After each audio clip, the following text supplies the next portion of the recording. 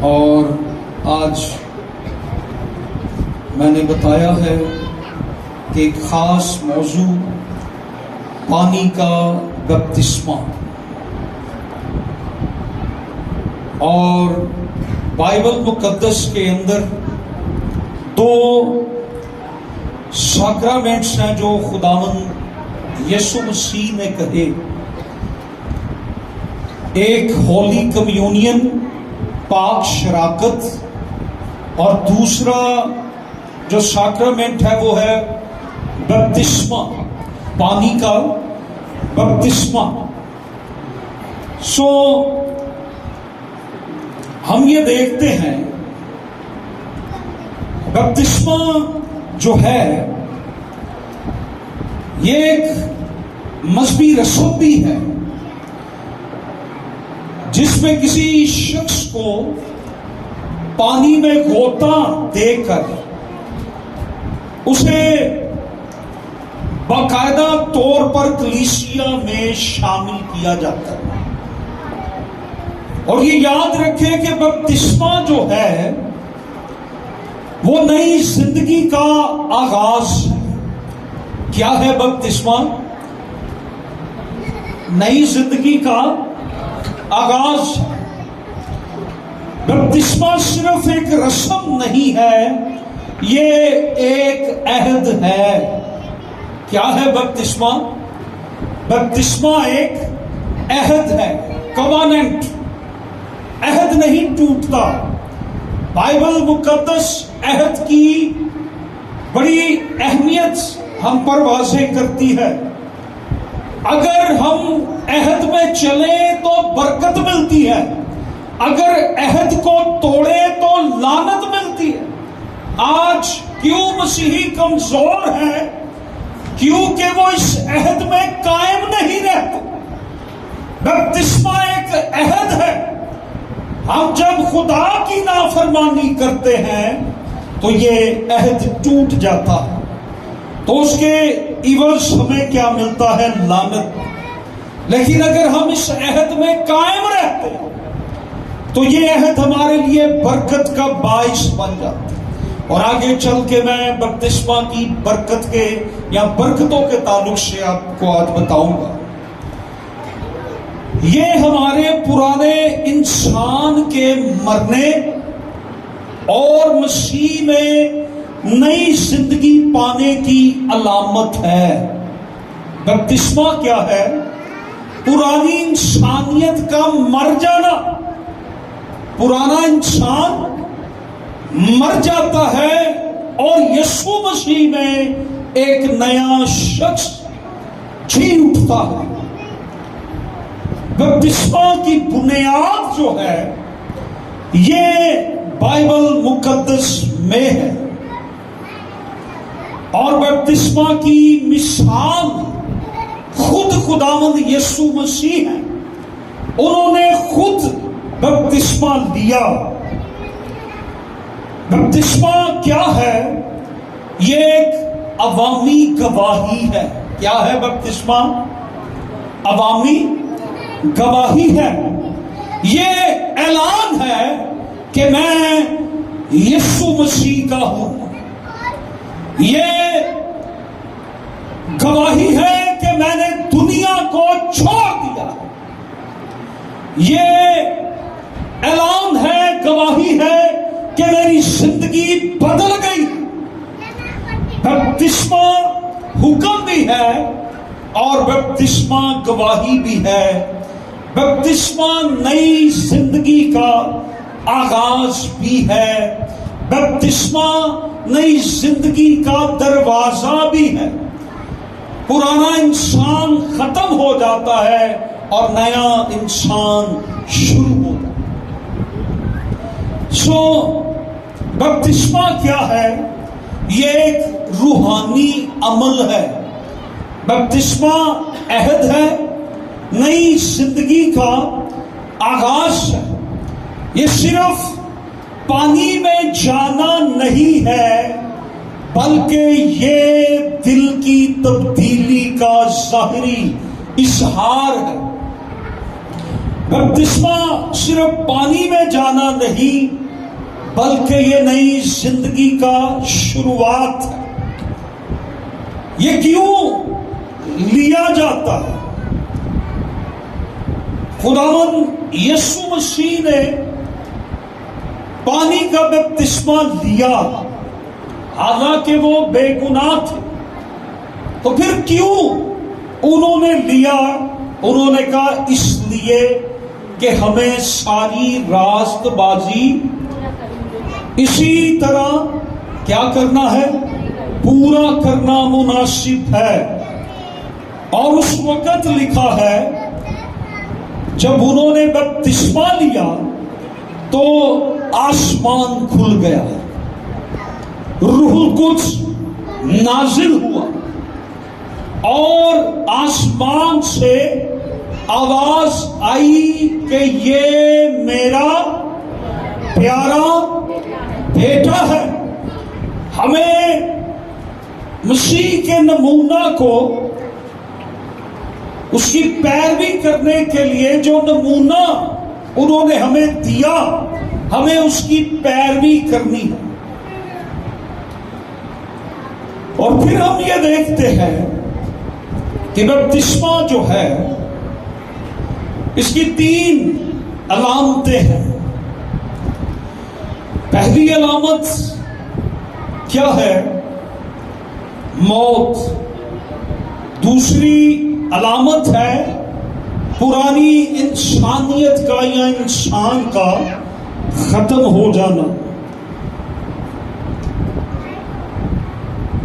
پہلی موت ہے یعنی پرانی انسانیت کا ختم ہونا، دوسری علامت ہے دفن ہونا، اور تیسری علامت ہے قیامت۔ یعنی جب آپ پانی میں کھڑے ہوتے ہیں تو اس کا مطلب ہے مر جانا۔ جب آپ کو پانی میں غوطہ دیا جاتا ہے اس کا مطلب ہے دفن ہو جانا، اور جب آپ کو پانی کے نیچے سے اوپر لایا جاتا ہے تو اس کا مطلب ہے قیامت، نئی زندگی میں جی اٹھنا۔ سو یہ 3 علامتیں ہیں۔ بپتسمہ ایسے ہے جیسے بیج زمین میں دفن ہو جاتا ہے اور پھر ایک نئی زندگی نکلتی ہے۔ کتنوں کو یہ تجربہ ہے کہ جب بیج بویا جاتا ہے تو کیا وہی بیج پھر نکل آتا ہے یا تبدیل شدہ کوئی چیز نکلتی ہے؟ گرین پتے نکلتے ہیں نا، بیج تو نہیں نا زمین سے وہی باہر آ جاتا، یعنی کہ تبدیلی، چینج، اس کی حالت کا بدل جانا، وہ تبدیل ہو جاتا۔ اور پھر بپتسمہ میں جو کچھ غلط فہمیاں ہیں، عام غلط فہمیاں جو ہیں بپتسمہ کے تعلق سے، جو غلط فہمیاں ہیں وہ یہ ہے کہ یہ صرف ایک رسم ہے۔ یہ رسم نہیں ہے، یہ روایت بھی نہیں ہے۔ اسے کہا جاتا ہے، یہ غلط فہمی چرچ کے اندر آ جائے کہ یہ صرف چرچ ممبرشپ کے لیے ہے۔ یہ چرچ ممبرشپ کے لیے بھی نہیں ہے۔ اسے کہا جاتا ہے یہ صرف بچپن کی رسم ہے، کہ یہ بچپن میں رسم ادا کر دی جاتی ہے۔ نو سر، بپتسمہ جو ہے یہ ایک زندہ ایمان کا عمل ہے۔ کیا ہے بپتسمہ؟ زندہ ایمان کا عمل ہے بپتسمہ۔ اور بپتسمہ کی برکتیں کیا؟ نمبر 1، ہمیں بپتسمہ لینے کے بعد ایک نئی پہچان ملتی ہے۔ کیا ملتی ہے؟ یہ میرا پیارا بیٹا ہے جس سے ہمیں نئی پہچان ملتی ہے۔ نمبر 2، ہمیں روحانی تازگی ملتی ہے۔ اور نمبر 3، خدا کے ساتھ گہرا تعلق کیا ہے؟ 3 برکتیں کیا ملتی ہیں ہمیں؟ نیو آئیڈینٹی مل جاتی ہے۔ پہلے ہم گناہ گار ہوتے ہیں، پہلے ہم خدا کے جلال سے محروم ہوتے ہیں، پہلے ہم خدا کے بیٹے اور بیٹیاں نہیں ہوتے ہیں، ہمیں نئی شناخت ملتی ہے، تو میرا پیارا بیٹا ہے، ہم اس کے بیٹے اور بیٹیاں بن جاتے ہیں، ہمیں روحانی تازگی ملتی ہے، خدا کے ساتھ ہمارا تعلق قائم ہو جاتا ہے، گہرا تعلق قائم ہو جاتا ہے۔ بپتسمہ نئی زندگی کا آغاز ہے، بپتسمہ مسیحی زندگی کا ایک اہم قدم ہے۔ یہ صرف پانی کی رسم نہیں بلکہ ایک روحانی تبدیلی کی علامت ہے۔ جب کوئی شخص بپتسمہ لیتا ہے تو وہ اپنے پرانے گناہ بری زندگی کو چھوڑ کر نئی زندگی کا آغاز کرتا ہے۔ آئیے ہم کلام مقدس کی تلاوت کرتے ہیں۔ متی رسول کی معرفت لکھی گئی انجیل مقدس، اس کا 28واں باب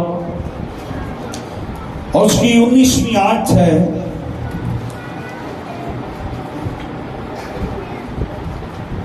اور 20ویں آیت میں لکھا ہے، پس تم جا کر سب قوموں کو شاگرد بناؤ اور ان کو باپ اور بیٹے اور روح القدس کے نام سے بپتسمہ دو، اور ان کو یہ تعلیم دو کہ ان سب باتوں پر عمل کریں جن کا میں نے تم کو حکم دیا، اور دیکھو میں دنیا کی آخر تک ہمیشہ تمہارے ساتھ ہوں۔ کلام خدا کا پڑھا اور سنا جانا ہم سبوں کے لیے برکت کا باعث ہو۔ آئیے ہم خدا کے کلام کی طرف بڑھتے ہیں۔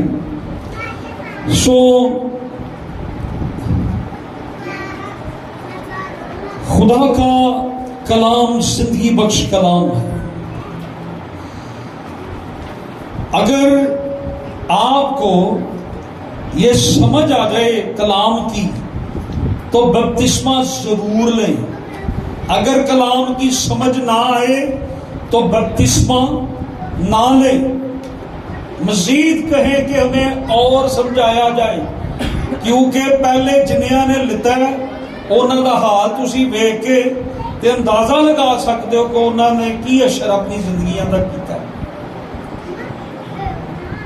اس لیے میں نے کہا کہ اگر کلام سمجھ نہ آئے تو بپتسمہ نہ لیں، کوئی بات نہیں، 1 سال اور سے اگلے سال پھل آ جائے گا۔ جب آپ کے مجھے سمجھ آ گئی ہے تو آپ بپتسمہ لیں۔ کویشچن یہ ہے، موضوع یہ ہے، ٹاپک ہمارا یہ ہے کہ بپتسمہ کون لے سکتا ہے؟ کیا سوال ہے؟ بپتسمہ خدا کے کلام میں بپتسمہ لینے کی چند ایک شرائط بیان کی گئی ہے۔ جو شخص ان شرائط کو پورا کرے گا وہ بپتسمہ لے سکتا ہے۔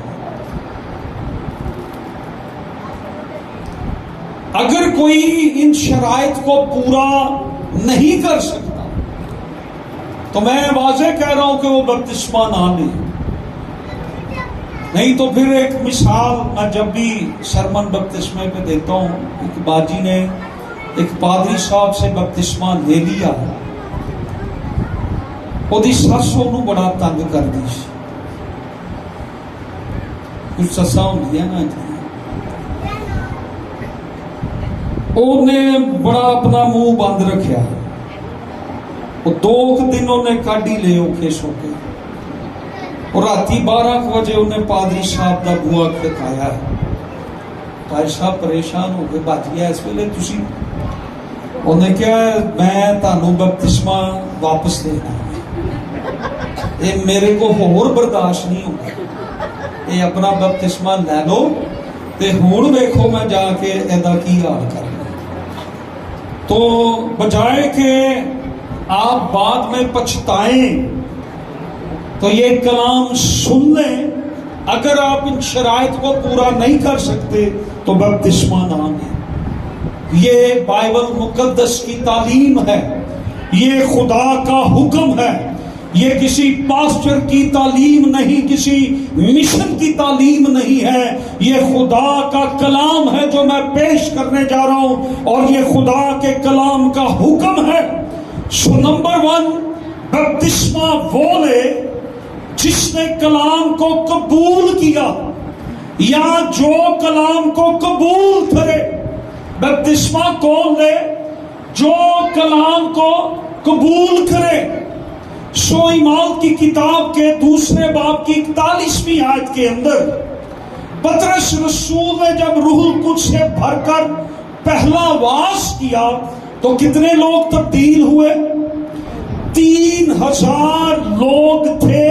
اور وہاں لکھا ہے پس جن لوگوں نے اس کا کلام قبول کیا انہوں نے بپتسمہ بھی لیا. جن کے پاس بائبل ہیں وہ ذرا کھولیں، اپنی اپنی بائبل کو کھولیں. جن کے پاس نہیں ہے وہ موبائل سے کھولیں.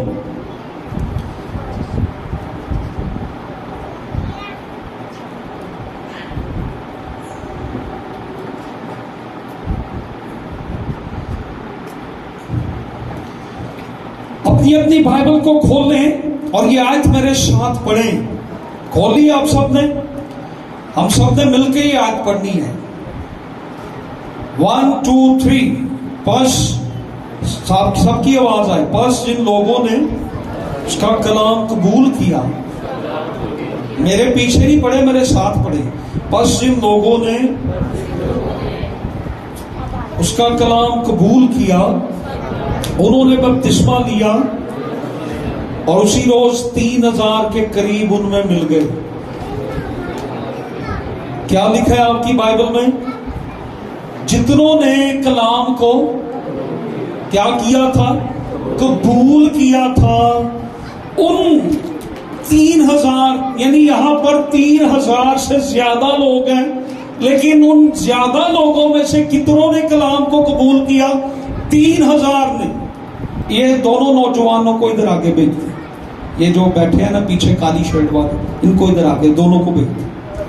دونوں آ جاؤ ادھر. بھائی طارق، ان دونوں کو ادھر آگے بھیج دیں.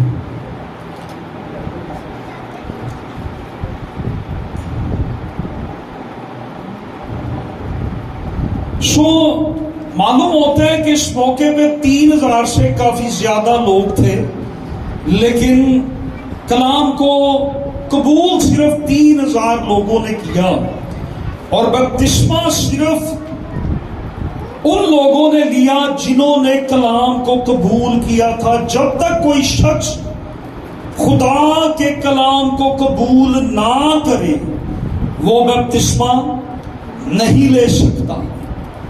خدا کے کلام کو اگر آپ قبول کرتے ہیں تو آپ بپتسمہ لے سکتے ہیں. یعنی جو کلام آج آپ کو سنایا جا رہا ہے، آپ اس پر ایمان لائیں کہ یہ کلام میرے لیے ہے اور میں نے اس کو قبول کرنا ہے. اور خدا کے کلام کو قبول کرنے کا مطلب یہ ہے، مراد یہ ہے، جب ہم اس کے کلام کو قبول کرتے ہیں تو ہم اصل میں یسوع مسیح کو قبول کرتے ہیں. متی کی انجیل کے 13ویں باب میں 18ویں سے 23ویں آیت میں خداوند یسوع مسیح نے بیج بونے والے کی تمثیل میں کلام کی قبولیت کے تعلق سے وضاحت کی کہ جب کوئی شخص خدا کی بادشاہی کا کلام سنتا ہے اور سمجھتا نہیں تو جو اس کے دل میں بویا گیا تھا اسے وہ شریر آ کر چھین کر لے جاتا ہے. کلام کی حفاظت کرنی پڑتی ہے. موبائل کتنوں کے پاس ہے؟ اس کی حفاظت ہم کرتے ہیں کہ نہیں؟ یہ سیریس بات ہے. میں کراچی جب گیا تو میں بازار میں فون نہ ہاتھ میں پکڑتا تھا نہ میں کال سنتا تھا، میں گھر آ کے فون کرتا تھا۔ کراچی میں ایسے واقعات ہوتے ہیں، ادھر بھی ہو جاتے ہیں سم ٹائم، تو ہم کتنا ڈرتے ہیں، لیکن شریر آتا ہے کلام چھین کر خداوند نے کہا جب کوئی شخص خدا کی بادشاہی کا کلام سنتا ہے اور سمجھتا نہیں تو جو اس کے دل میں بویا گیا تھا اسے وہ شریر آ کر چھین کر لے جاتا ہے۔ اور دوسری قسم کے لوگ وہ تھے جو کلام سنتے ہیں اور اسے فی الفور خوشی سے قبول کر لیتے ہیں، لیکن اپنے اندر جڑ نہیں پکڑتے، بلکہ چند روزہ ہے، اور جب کلام کے سبب سے مصیبت یا ظلم برپا ہوتا ہے تو وہ فی الفور ٹھوکر کھاتے ہیں۔ اور تیسری قسم کے لوگ وہ ہوتے ہیں جو کلام کو سنتے ہیں اور دنیا کی فکر اور دولت کا فریب اس کلام کو دباتا ہے اور وہ بے پھل رہ جاتے ہیں۔ چوتھی قسم کے لوگ وہ ہوتے ہیں جو کلام کو سنتے ہیں، کلام کو سمجھتے ہیں اور پھل لاتے ہیں، اور وہاں پر لکھا ہے کہ وہ ان میں سے کوئی 100 گنا، خدا دی گنتی 100 لو شروع ہوتی ساڑھی 30 بائبل میں لکھا ہے کہ کوئی 100 گنا، کوئی 60 گنا اور کوئی پھل لایا۔ پھل ہے چاہے 30% ہی کیوں نہ ہو، پھل ضرور لائیں۔ سو خداوند نے کہا کہ جب کوئی کلام قبول کرتا ہے، اگر ہماری اسپرچل لائف کے اندر فروٹ نہیں ہے تو اس کا مطلب ہے کہ ہم نے اس طرح سے کلام کو آنر ہی نہیں کیا، ہم نے کلام کی رسپیکٹ ہی نہیں کی، ہم نے کلام کو قبول ہی نہیں کیا۔ اس لیے ہماری زندگی کمزور مسیحی کی زندگی ہے۔ کلام کو قبول کرنا، یسوع کو قبول کرنا ہے، اور جب کوئی یسوع مسیح کو قبول کر لیتا ہے تو یہ یاد رکھیں کہ وہ یسوع مسیح کا ہو جاتا ہے اور یسوع مسیح اس کا ہو جاتا ہے، اور وہ یسوع کے ساتھ چلتا ہے اور یسوع اس کے ساتھ چلتا ہے۔ یسوع اسے برکت دیتا ہے، یسوع اس کی زندگی سنوارتا ہے، یسوع اس کی زندگی کی راہوں کے کانٹے نکال دیتا ہے، یسوع آپ اسے پروٹیکٹ کرتا ہے جب ہم یسوع کو قبول کر لیتے ہیں۔ سو اس لیے یہ کلام میں شرط رکھی گئی ہے، یہ حکم رکھا گیا ہے کہ بپتسمہ وہ لے جو کلام کو کیا کرے، قبول کرے۔ سو نمبر 2 متی کی انجیل کے 3 باب میں 5ویں اور 6 آیت میں بپتسمہ وہ لے جو اپنے گناہوں کا اقرار کرے۔ کیا کرے؟ اپنے گناہوں کا اقرار کرے۔ اقرار پہ ساری برکت ہے۔ جس طرح کا ہمارا اقرار ہوگا اس طرح کی ہماری برکت ہوگی، اس طرح کی ہماری زندگی ہوگی۔ ہم نے وقتی عارضی اقرار کیا، اور اقرار کس بات سے؟ گناہوں کا اقرار کرنا۔ لکھا ہے اس وقت یروشلم اور سارے یہودیہ اور یردن کے گرد و نواح کے سب لوگ نکل کر اس کے پاس آئے۔ کس کے پاس آئے؟ یوحنا بپتسمہ دینے والے کے پاس۔ اور کیا لکھا ہے؟ اور اپنے گناہوں کا اقرار کر کے دریائے یردن میں اس سے بپتسمہ لیا۔ بس بپتسمہ لینے کی دوسری شرط گناہوں کا اقرار ہے۔ کیا ہے؟ گناہوں کا۔ جو اپنے گناہوں کا اقرار نہیں کرتا وہ بپتسمہ نہیں لے سکتا۔ بپتسمہ لینا ہے تو اپنے گناہوں کا اقرار کرنا ہوگا۔ کیا کرنا ہوگا؟ اپنے گناہوں کا اقرار کرنا ہوگا۔ بہت سے لوگ اپنے آپ کو گناہگار کہنے کے لیے تیار ہی نہیں ہیں۔ وہ کہتے ہیں ہم ٹھیک ہیں، ہمارے اندر کوئی غلط کام نہیں ہے، ہم کوئی غلط کام نہیں کرتے، ہم کیوں اپنے گناہوں کا اقرار کریں؟ کلام میں لکھا ہے رومیو کے خط کے 3 باب کی 22ویں آیت میں، سب نے گناہ کیا اور خدا کے جلال سے۔ رومیو 3 باب کی 9ویں آیت سے 11ویں آیت میں لکھا ہے، سب کے سب گناہ کے متحد ہیں، کوئی راست باز نہیں، ایک بھی نہیں، کوئی خدا کا طالب نہیں، سب گمراہ ہیں، سب کے سب نکمے ہیں۔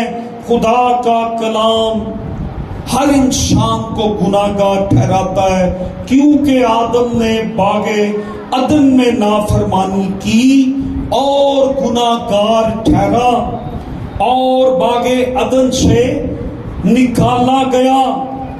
بس جس طرح ایک آدمی کے سبب سے گناہ دنیا میں آیا اور گناہ کے سبب سے موت دنیا میں آئی، یوں موت سب آدمیوں میں پھیل گئی، اس لیے کہ سب نے گناہ کیا۔ مثال کے طور پر جو پانی ہم پیتے ہیں، جو پانی ہم پیتے ہیں وہ بھری والی بوتل دے رہی ہے، اس میں پانی کو، جو پانی ہم پیتے ہیں، آپ کو یہ پانی نظر آ رہا ہے، یہ گندا ہے کہ صاف ہے؟ پینے کے لائق ہے، یہ صاف پانی ہے۔ کیوں جی بھائی؟ پانی گندا ہے کہ صاف؟ گندا کون کہہ رہا ہے؟ ہاں وہ بھی صحیح کہہ رہا ہے، میں بتاتا ہوں پانی گندا ہے کہ صاف؟ وہ سارے یہاں کہنا گندا ہے۔ اسی لیے میں کہتا ہوں ہمیں سینس ہونی چاہیے، یہ پانی صاف ہے، پینے کے لائق ہے۔ سو جو پانی ہم پیتے ہیں ہم سمجھتے ہیں کہ یہ صاف ہے، لیکن اس کے پانی کے ایک قطرے کو خوردبین کے آگے آپ رکھیں۔ کبھی ہوا تجربہ کسی کا خوردبین پہ؟ میرا تجربہ ہوا ہے، واقعی وہ اس پہ جرمز نظر آتے ہیں۔ تو اگر اس کو آپ رکھیں تو آپ کو اس میں بہت سے جراثیم نظر آئے، لیکن ہمیں نظر کیا آ رہا ہے؟ ہم اپنے آپ کو کیا سمجھ رہے ہیں کہ میں ٹھیک ہوں۔ جیسے میرے وغیرہ بندہ ہوئے تھے، وہ کہتا میں تو بڑا فٹ فاٹ بندہ، ٹھیک ٹھاک صحت ہے میری، لیکن اندر سے کیا ہے؟ اگر چیک اپ کرا لے، ٹیسٹ کرا لے تو کوئی نہ کوئی پرابلم اس کی ہوتی ہے۔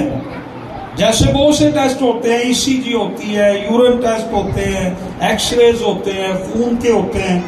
سو اسی طرح جب کوئی بھی انسان خدا کی اس خوردبین کے آگے آتا ہے تو اس کی زندگی کے جراثیم نظر آنے شروع ہو جاتے ہیں، اس کے گناہ نظر آنا شروع ہو جاتے ہیں۔ یہ خدا کا کلام وہ پیمانہ ہے جو ہمیں ہمارے گناہ دکھاتا ہے، ہماری بند آنکھیں کھول دیتا ہے۔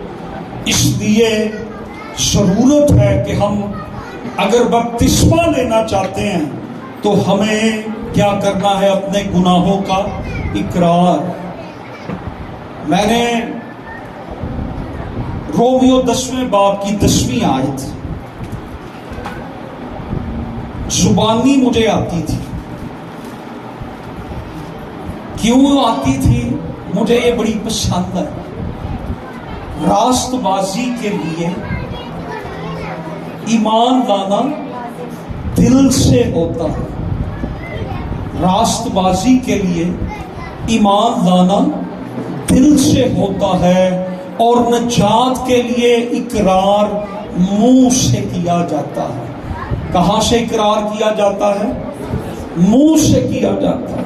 میں پھر کہہ رہا ہوں کہ اگر آپ کو کلام کی سمجھ آئے تو بپتسمہ لیں۔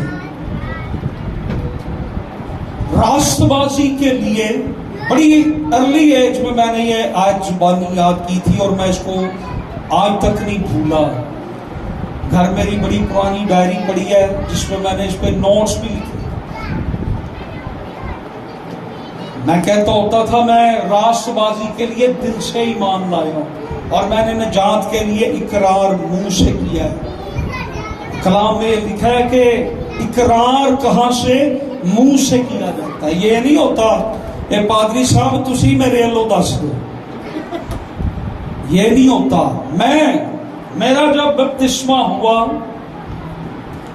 میں جس چرچ میں تھا وہاں کافی زیادہ لوگ 1000 کے قریب، تو انہوں نے کہا کہ آپ کو بپتسمہ تب دیں گے اگر آپ آگے اپنی گواہی سنائیں گے۔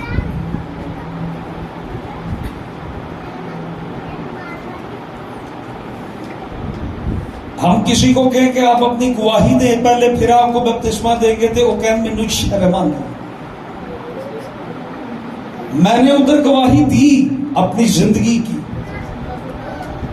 اور پھر انہوں نے مجھے بپتسمہ دیا، اور میں خدا کا شکر کرتا ہوں کہ میں نے جو گواہی دی تھی میں آج بھی اس پر قائم ہوں،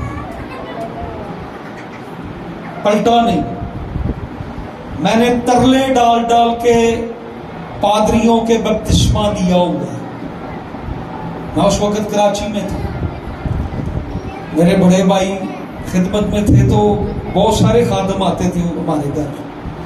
میں ایک پادشاہ کو کہا پادشاہ بھائی تک میں سیر نہ کراوا سمندر دی، وہ کہتے ٹھیک ہے چلے جانے ہیں۔ میں کہتا میں روٹی بھی کھواواں گا، یہ سیریس بات۔ کہتے ٹھیک ہے۔ میں کہ میرا بھی پھر ایک کام کرو گے؟ کہتے کی؟ میں کہ من سمندر دے بپتسمہ دینا تھی۔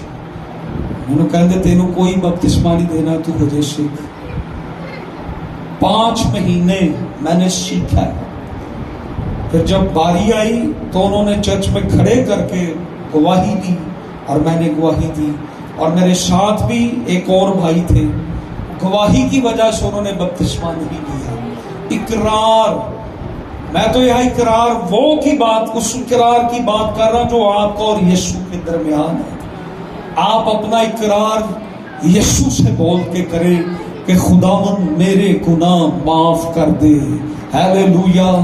آپ بپتسمہ جب لیتے ہیں تو آپ اپنے گناہوں کا اقرار کرتے ہیں، خداوند جو گناہ میں نے کیے مجھے معاف کر، آئندہ کو میری مدد کر کے میں گناہ آلودہ زندگی میں نہ جاؤں، میں گنہگار نہ بنوں، میں تیری راست بازی کو پورا کروں اور میں تیری راہ پر چلوں۔ بس بپتسمہ لینے کے لیے اپنے گناہوں کا اقرار کرنا ضروری ہے۔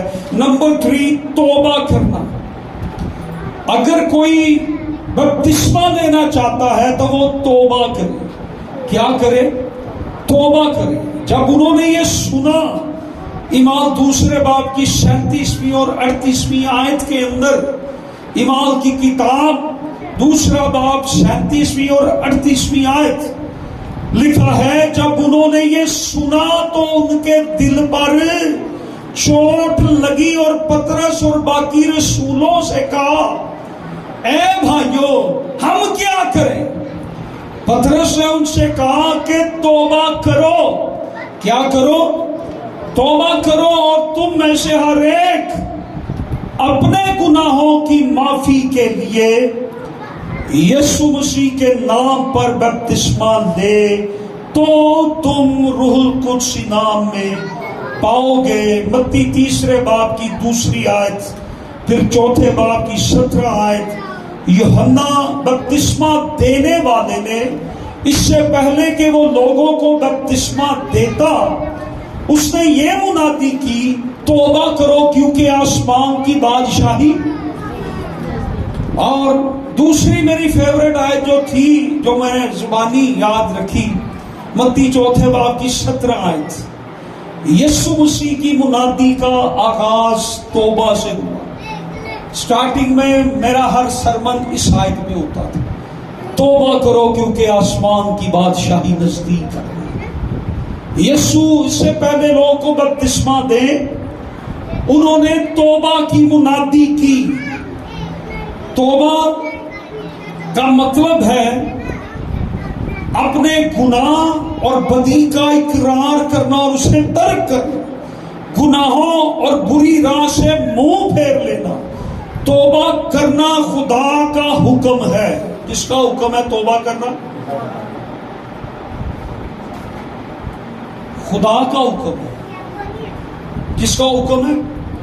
پاسٹر کا نہیں حکم، یہ مشن کی تعلیم نہیں کہ توبہ کرو، یہ خدا کا حکم ہے۔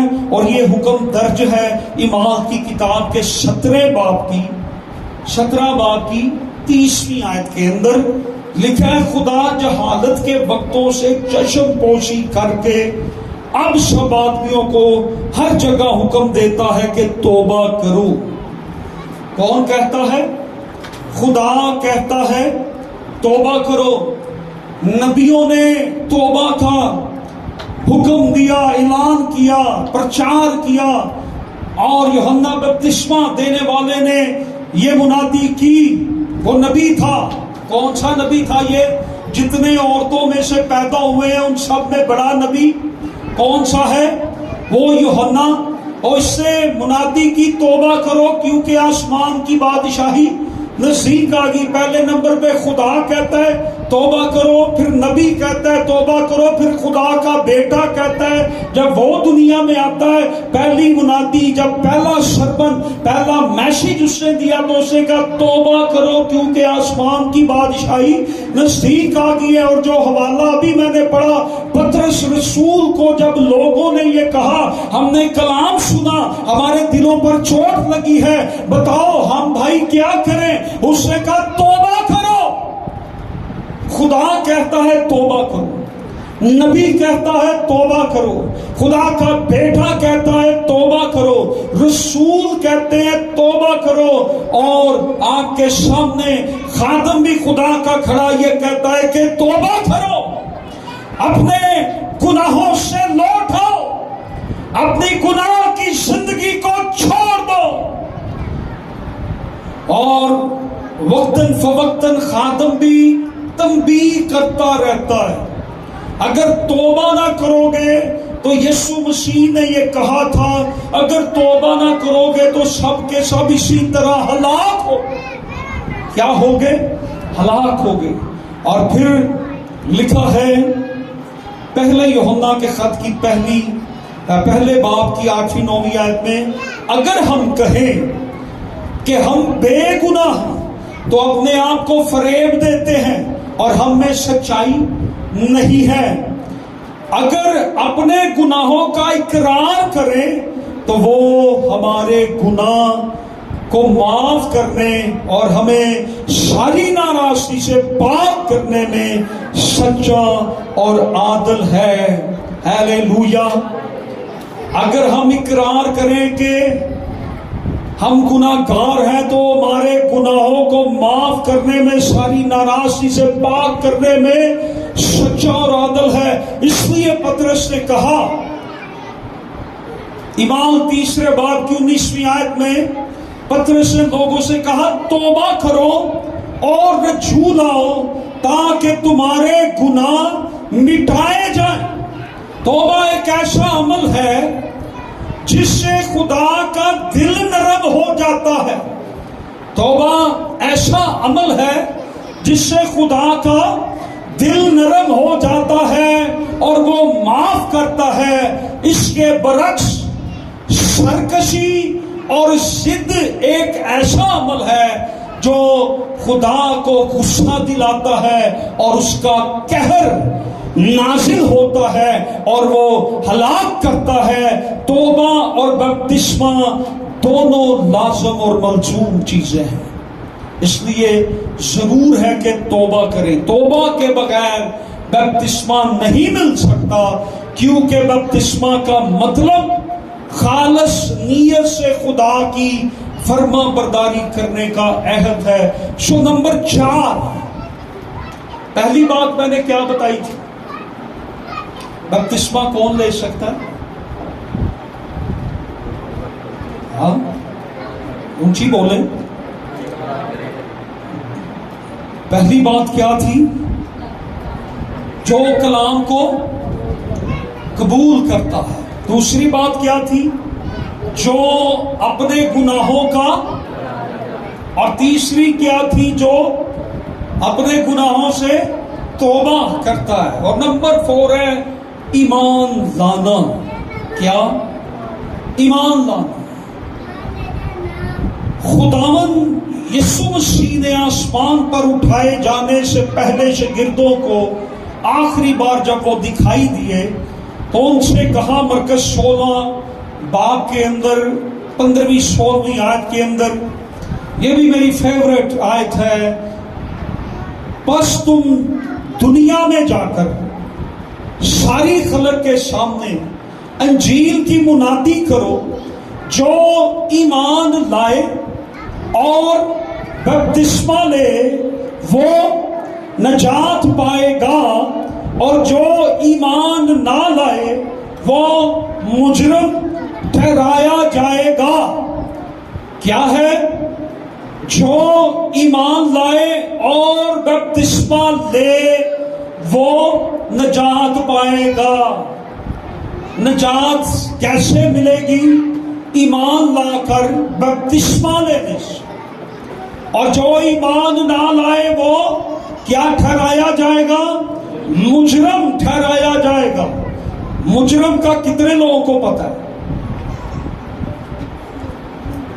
مجرم کو کیا اس کے لیے حکم جاری ہوتا ہے اسے سزا دی جائے، لیکن جو سزا سے بری ہو جاتا ہے، جسے راست باز قرار دے دیا جاتا ہے، اس کے سارے گناہ معاف کر کے اسے باعزت بری کر دیا جاتا ہے. ہیلیلویا. تو مسیح پر جب کوئی ایمان لے آتا ہے اس کے سارے گناہ معاف ہو گئے. لیکن اگر کوئی ایمان نہ لائے تو وہ مجرم ٹھہرایا جائے گا. بپتسمہ لینے سے پہلے خداوند یسوع مسیح نے بپتسمہ لینے سے پہلے خداوند یسوع مسیح پر ایمان لانا ضروری ہے. جو ایمان نہیں لاتا وہ بپتسمہ نہیں لے سکتا. خداوند یسوع نے فرمایا تم خدا پر ایمان رکھتے ہو. یوحنا کی انجیل کا 14واں باب اور اس کی پہلی آیت ہے. انہوں نے اپنے شاگردوں کو اس وقت یہ فرمایا تھا تم خدا پر ایمان رکھتے ہو، مجھ پر بھی کیا رکھو؟ ایمان رکھو. کبھی آپ نے سوچا کہ ہم کیوں خداوند یسوع مسیح پر ایمان لائے؟ اس کی چند وجوہات میں حوالے بھی ساتھ بولوں گا. لکھا ہے یوحنا کی انجیل کے 4 باب کی 18ویں آیت، پھر 43ویں آیت 8ویں باب کی 42ویں آیت ہے. لکھا ہے اس لیے ہم اس پر ایمان لائے ہیں کیونکہ خدا نے اسے بھیجا. ہم یسوع پر کیوں ایمان لائیں؟ کیونکہ خدا نے اسے بھیجا. ہم کیوں یسوع پر ایمان لائیں؟ یوحنا 8ویں باب کی 23ویں آیت، کیونکہ وہ اوپر سے ہے. ہم کیوں یسوع پر ایمان لائیں؟ یوحنا 2 باب کی 23ویں آیت، کیونکہ انہوں نے معجزے دکھائے اور مردوں کو زندہ کیا.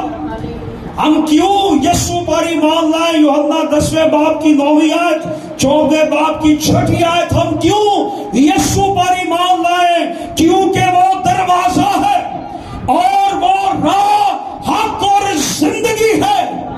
ہم کیوں یسوع پر ایمان لائیں؟ رومیو 3 باب کی 25ویں آیت، کیونکہ اس نے کفارہ دیا ہے. ہم کیوں یسوع پر ایمان لائیں؟ کیونکہ اس نے شیطان، دنیا، جسم، قبر اور موت پر فتح پائی ہے. وہ تیسرے دن موت کو ہرا کر جی اٹھا.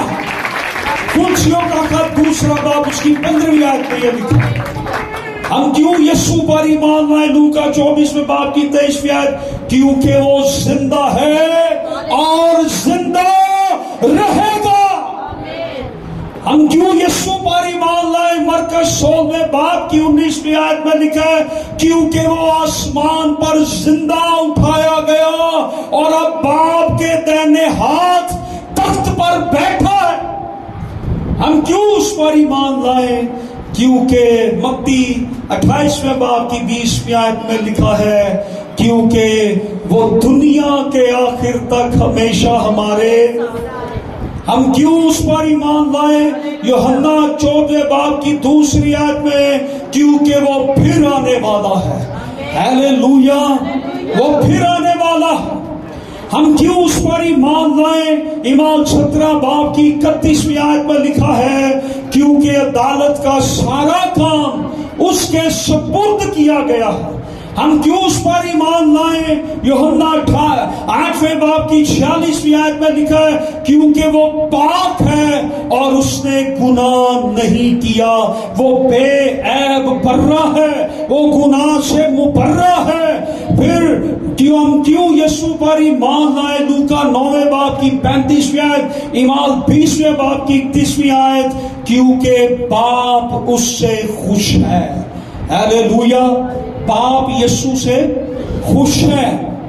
शायद खुदावन यीशु मसीह पर ईमान लाने वालों के दिल में ये भी सवाल पैदा हो कि हम यीशु पर ईमान लाएं तो हमें ईमान लाने से क्या फायदा हासिल होगा, हमें क्या मिलेगा, हमें क्या फायदा होगा। आज जोर दिया जा रहा है कि यीशु पर ईमान लाए तो हमें क्या मिलेगा, हमें क्या फायदा होगा। उनकी रहनुमाई के लिए कलाम मुकद्दस में से चंद हवाला जात पेश खिदमत हैं जो इस बात पर काफी रोशनी डालेंगे खुदावंद यीशु मसीह पर ईमान लाने के फवायद क्या फायदा है। मत्ती 9वें बाब की 2री आयत, इमाम 10वें बाब की 43वीं आयत, फिर 24वें बाब की 18वीं आयत, क्या फायदा है हमें गुनाहों से माफी मिलती है। हम जब यीशु पर ईमान लाते हैं हमें गुनाहों से माफी मिलती है। मरकस 16वें बाब की 16वीं आयत में हम जब यीशु पर ईमान लाते हैं हमें क्या फायदा मिलता है, हमें निजात मिलती है। फिर रोमियो 3रे बाब की 22वीं आयत में हम गुनाहगार इंसान से रास्तबाज इंसान ठहराए जाते हैं। इमाम 15वें बाब की 9वीं आयत में हमें क्या फायदा मिलता है, यीशु पर ईमान लाने से हम पाक बन जाते हैं। यूहन्ना 3रे बाब की 16वीं आयत है, क्योंकि खुदा ने दुनिया से ऐसी मोहब्बत रखी कि उसने अपना इकलौता बेटा बख्श दिया ताकि जो कोई उस पर ईमान लाए हलाक न हो बल्कि हमेशा की जिंदगी पाए। हमें ये फायदा मिलता है कि हमें हमेशा की जिंदगी मिल जाती। पहला तस्सलुनीकियों का खत उसका 1 बाब और 10वीं आयत में लिखा है कि हम आने वाले गज़ब और आग और गंधक की झील से बच जाते हैं। यूहन्ना की इंजील 1 बाब 12वीं आयत, जितनों ने उसे कबूल किया, ईमान लाए, उन्हें क्या हुआ? जितने उस पर ईमान लाए क्या हुआ? खुदा ने उन्हें, हाँ जी, जितनों ने उसे कबूल किया, हाँ, उससे उन्हें खुदा के फर्जंद बनने का क्या बख्शा? हक बख्शा। हमें क्या मिल जाता है? हम खुदा के बेटे बन जाते हैं। हालेलुया। आप सबको यकीन है आप खुदा के बेटे हैं? आप सबको यकीन है आप खुदा की बेटियां हैं? तो आए जोरदार तालियां यीशु के लिए। हालेलुया। ये फायदे हैं, ये तमाम फायदे हासिल करने के लिए खुदावंद यीशु मसीह पर ईमान लाना जरूरी है और बपतिस्मा सिर्फ उसी को मिलेगा जो यीशु पर ईमान लाए। हालेलुया। आखिरी बात नंबर 5, शागिर्द बनना। खुदावंद ने फरमाया मत्ती 28वें बाब की 19वीं आयत में, बस तुम जाकर सब कौमों को शागिर्द बनाओ और उनको बाप, बेटे और रूह कुद्स के नाम से, जो अपने आप को यीशु का शागिर्द बनने के लिए पेश करे। शागिर्द बनाओ और उनको, किनको? शागिर्दों को क्या करो? बपतिस्मा दो। किसके नाम से? बाप बेटे और रूह कुछ के नाम से। सो खुदा यीशु मसीह ने अपने मनादी के आगाज में 12 शागिर्दों को चुना, उन्हें शागिर्द का लक़ब दिया। आहिस्ता आहिस्ता शागिर्दों की तादाद बढ़ती गई। लूका 10वें बाब में 70 शागिर्द हो गए। फिर इब्तदाई कलीसिया में हम देखते हैं 120 लोगों की जमायत थी शागिर्दों की। इमाल पहले बाब की 15वीं आयत के अंदर वो 120 थे, और फिर इमाल छठे बाब के अंदर और इमाल दूसरे बाब के अंदर 3000 लोग उस जमायत में मिल गए। और फिर इसी तरह कलीसिया बढ़ती गई, शागिर्दों की तादाद बढ़ती चली गई, और आहिस्ता आहिस्ता शागिर्द जो थे वो बढ़ते चले गए। खुदावंद ने क्या कहा कि सब कौमों को क्या करो, शागिर्द बनाओ। क्या बनाना है हमने? मेंबर बनाओ। क्या बनाना है? क्या बनाना है चर्च का? मेंबर। उसको खींच के लाओ, वो हमारे चर्च का मेंबर बने। क्या बनाओ? मेंबर बनाओ कि शागिर्द बनाओ? डिसाइपल बनाओ कि मेंबर बनाओ? हमने क्या बनना है? हमने मेंबर नहीं बनना, हमने डिसाइपल बनना है। आज मिशनों में, चर्चिस में ये सिलसिला चल रहा है। खुदावंद ने ये कहा कि कौमों को क्या बनाओ? कैथोलिक बनाओ। कौमों को क्या बनाओ? पेंटिकॉस्टल बनाओ, गैर जुबानें बोलने वाले। कौमों को क्या बनाओ? यहोवा विटनेस बनाओ। कौमों को क्या बनाओ? शागिर्द बनाओ। आज पाकिस्तान में ज्यादातर इस बात पे जोर है कि इसे हम कैथोलिक बना दें, इसे पेंटिकॉस्टल बना दें, इसे फलां बना दें, और वो नमूने भी होंगे ही पता नहीं की बनेंगे। लेकिन यीशु ने कहा इन्हें क्या बनाओ? शागिर्द बनाओ। हालेलुया। जो यीशु का शागिर्द है, हालेलुया, वो यीशु की बात सुनता है।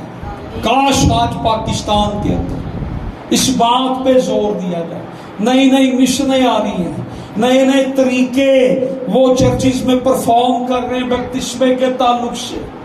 कोई किसी तरह से बपतिस्मा देता है, कोई झंडे से गुजारता है, कोई छट्टे मारता है, कोई पानी में बच्चे डुबोता है।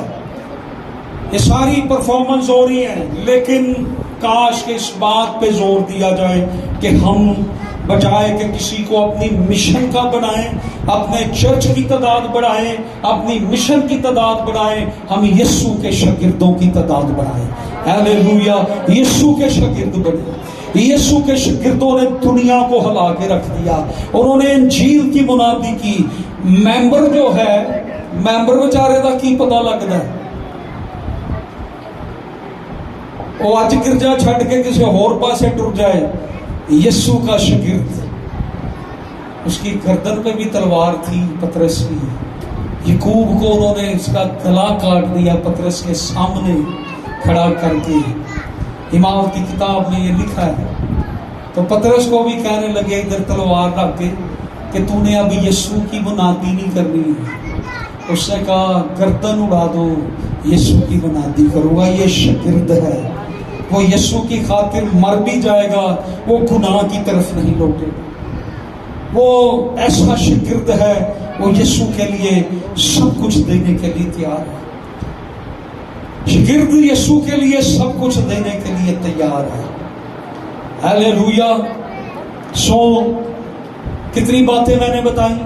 पहली बात, बपतिस्मा वो ले जो कलाम को, दूसरा अपने गुनाहों से, तीसरा अपने गुनाहों से तौबा करे, चौथा वो यीशु पर ईमान लाए, और पांचवा वो यीशु मसीह का शागिर्द बने, जो अपने आप को सुपुर्द करता है यीशु के आज से मैं तेरा हूं, तो मेरा है, वो बपतिस्मा ले। और मुझे उम्मीद है कि आज नए लोगों के लिए भी जिन्होंने बपतिस्मा लेना है और जिन्होंने लिया है, उनके लिए भी खुदा आज बोला है। सो हम वापस लौटें और अपनी मसीही जिंदगी को उस लेवल पर गुजारें जिस लेवल पर खुदा का कलाम हमें कहता है।